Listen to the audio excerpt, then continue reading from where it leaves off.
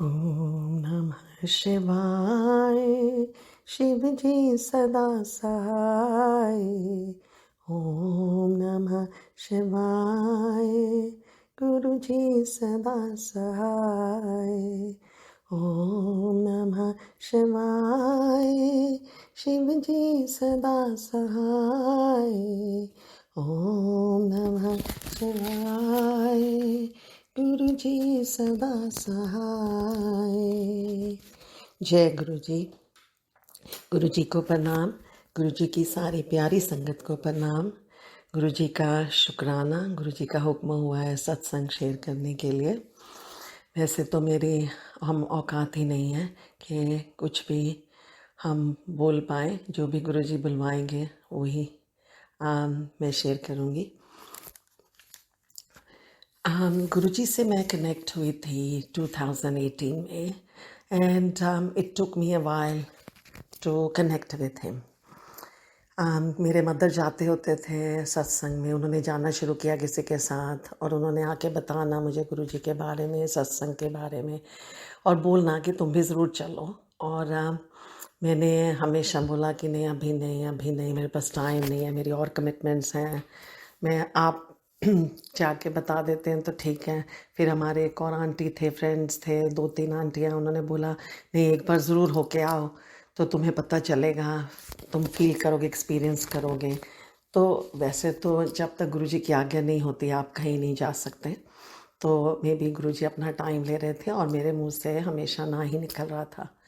तो एक बार मेरे मदर सत्संग से होकर आए और लंगर प्रसाद घर लेकर आए।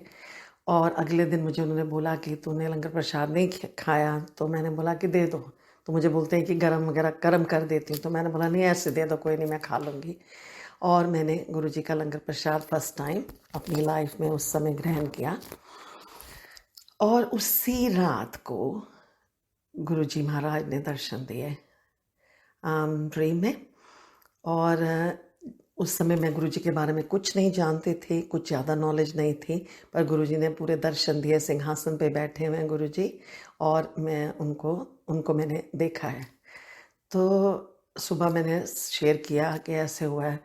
तो रियलाइज़ किया कि जब आपके मन से हानि निकल रही है और गुरुजी आपको अपने साथ कनेक्ट करना चाहते हैं तो वो कैसे करते हैं। तो उन्होंने ऐसे कनेक्ट करना मुझे शुरू किया। तो भी मैं अभी इतना कन्विंस नहीं हो पा रही थी। और मैंने फिर भी सोचा कि अच्छा ठीक है, जब भी होगा, जैसे भी होगा, हम चलेंगे।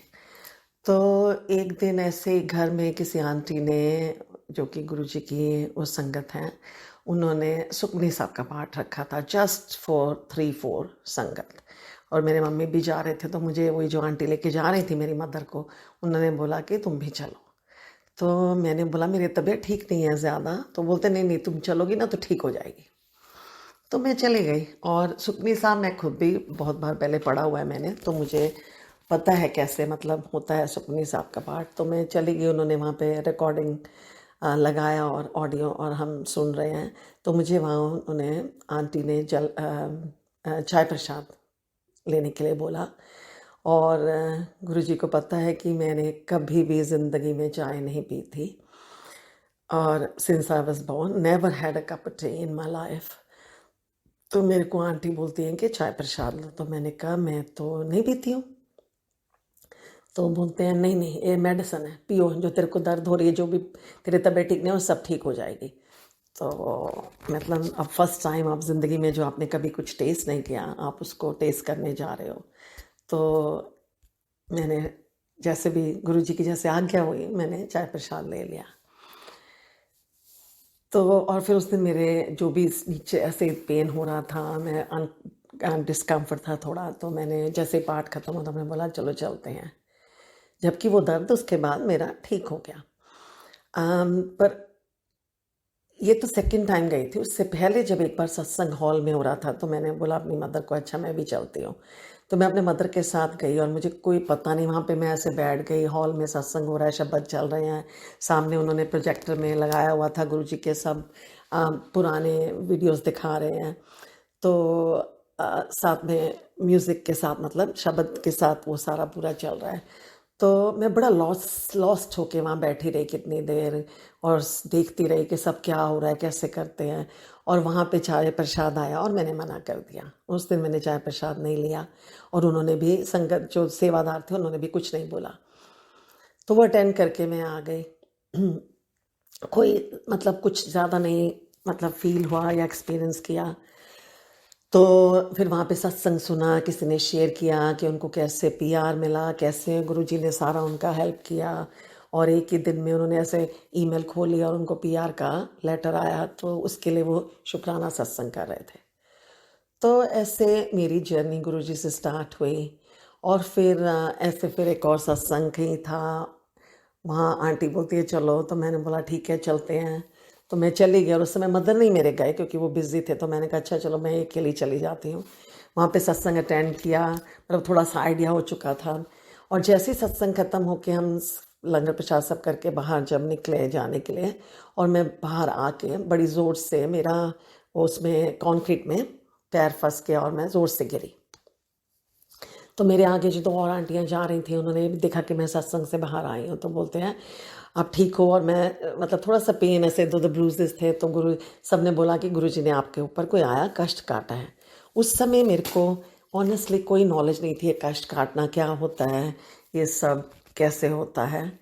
तो अब गुरुजी के साथ जुड़ के सबसे बड़ी बात जो सीखी है, थैंक यू करना, शुक्राना करना, जो हम पहले कभी नहीं करते थे। Even though I am living in the country, in the city where when I came here, my brother-in-law told me कि first thing you should know when you go to Melbourne कि जो भी कुछ करे तुम्हारे लिए, तुमने थैंक यू ज़रूर बोलना है। वहाँ थैंक यू बोलना बहुत ज़रूरी है। हमें क्या पता था कि गुरुजी ने तो हमें शुरू से सिखाया था, पर हमें आदत पड़ रही थी। मगर हम सिर्फ जिसके पास जाते थे कस्टमर मतलब कोई किसी के पास गए शॉपिंग करने और चीज़ ली, उसको थैंक यू बोलते थे। आपस में एक दूसरे को या किसी कभी भी गॉड का थैंक यू कभी सीखा ही नहीं, कभी बोला ही नहीं। बस क्योंकि मुझे ये बताया गया था कि आप गुरुजी आप कस्टमर को या किसी को जिसको भी मिलोगे, जो भी आपकी कुछ हेल्प करेगा, आपको थैंक यू ज़रूर बोलना है, अदरवाइज़ यहाँ पे लोग फील करते हैं। तो गुरुजी के साथ जुड़ के सबसे बड़ी चीज़ जो मैंने लर्न की है, शुक्राना। चाहे सुख हो चाहे दुख हो, शुक्राना ज़रूर करना है। जब मैं ऐसे मेरी डॉक्टर के साथ अपॉइंटमेंट थी और मैं जा रही थी, मेरे हाथ में लैपटॉप था, इधर मेरे हाथ में पर्स था क्योंकि मैं लेट हो रही थी, और मैं नीचे जा रही, मेरा पैर फिसल गया। And my house has got 17 stairs, मगर मैं फर्स्ट स्टेयर पे गिर के ऐसे बैक पे अपने गिर गई, और मेरे मुंह से एकदम से निकला शुक्राना गुरुजी, कि मैंने देखा कि अगर मैं सारी सीढ़ियाँ फिसल जाती तो क्या होता। और ये मतलब नहीं तो पहले हम क्या बोलते थे, ओहो हाय रब जी, मैनू हुणे तुसी गिरना सीगा, हुणे ही मैं जाना है, ऐसे बोलते थे। मगर अब कुछ भी हो जाए, ज़रा सा भी जो भी होता है, उसके बाद देखते हैं कि अगर कुछ ज़्यादा हो जाता तो गुरुजी ने एक चीज़ बहुत अच्छी सिखाई है कि हर चीज़ में शुक्राना करो। जो भी हो रहा है, अच्छा बुरा, सब का शुक्राना ज़रूर करना चाहिए। और सुख दुख हर चीज़ में शुक्राना करना बहुत ज़रूरी है। और गुरुजी के तो हर चीज़ में, हर बात में, ब्लेसिंग में, सब में शुक्राना ही हमें सिखाया गया है। तो this is the best thing I have learned in my life after connecting to Guruji के। और ऐसे ही अब गुरुजी के साथ जुड़ के और चीज़ जो लर्न की है कि चिंता नहीं करनी। फिर भी हम ह्यूमन बीइंग हैं, हम करते हैं जब भी कुछ संकट आता है। पर जैसे कोविड आया लास्ट ईयर, तो गुरुजी ने ज़रा भी ऐसा बिज़ी करा गुरुजी ने कि हमें कोई टेंशन, मैं देखती नहीं थी, न्यूज़ नहीं देखती थी, कुछ सुनती नहीं थी। तो ये चीज़ मैंने लर्न की है। और गुरुजी ने सिखाया कि किसी की परवाह नहीं करनी है, कोई कुछ भी बोले, तुमको हर काम अच्छा करना है। तो कई बार हम फिर भी गलत कर जाते हैं, पर फिर याद आ जाता है, जब कई बारी गुस्सा आए या किसी के लिए कोई नेगेटिविटी आए, फिर याद आ जाता है कि गुरुजी मना करते हैं, पर फिर भी हम करते हैं। आई एम श्योर कि गुरुजी धीरे धीरे हमें सिखाएंगे, और धीरे धीरे हम वहाँ पे it will take time because we are human beings, and one day I am sure के वी विल गेट देयर। तो जो मेरा बहुत इम्पोर्टेंट सत्संग है गुरुजी के साथ जुड़ने के बाद कि और मैं 2018 में जुड़ी। मेरे को जो लोग जो संगत जानती है वो पहले से बहुत जुड़े हुए हैं, पर मैंने जो आसपास सब जुड़े हुए थे पहले से, जाते भी थे, कभी किसी से सुना नहीं कि वो अपने घर में सत्संग करा रहे हैं।